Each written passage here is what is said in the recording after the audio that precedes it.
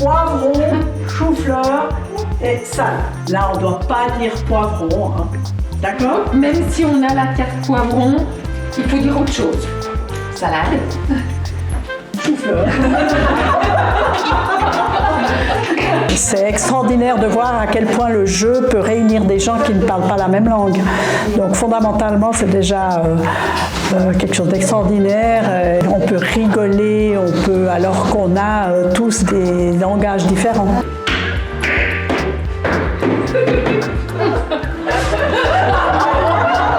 C'est d'amener du sourire, c'est d'amener de la légèreté par rapport à d'autres moments dans leur vie qui sont soit angoissants, tout ce qui est administratif, tout l'apprentissage du français, enfin toutes sortes de choses qui sont très astreignantes. Et puis là au milieu, de mettre un peu de jeu, un peu de rire, on pense que c'est important.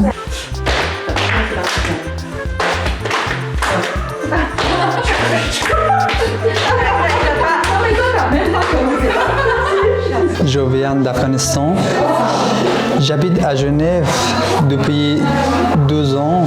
Ça fait presque 1 an et demi que j'ai rencontré Sophie Terabosco. Grâce à elle, vraiment, j'ai bien progressé sur la langue française. Elle m'a invité quelque part pour rencontrer des gens. Ce soir aussi, c'est Sophie qui m'a invité. Je suis venu et je suis content de rencontrer des gens qui sont ici. On l'a fait relativement régulièrement depuis plusieurs années maintenant. On avait commencé dans une ludothèque à Meunier, après on en a fait dans d'autres locaux.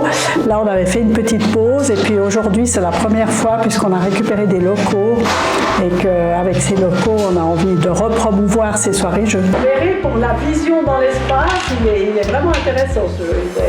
C'est compliqué de voir bien. Il y a maintenant un groupe WhatsApp de gens qui étaient au foyer d'Asnières, qui ne le sont plus forcément, de gens qui le sont encore. Je crois que ce groupe WhatsApp permet d'aller reproposer ces activités aussi à des gens qui ont pu quitter le foyer, mais qui sont encore très contents de retrouver des liens.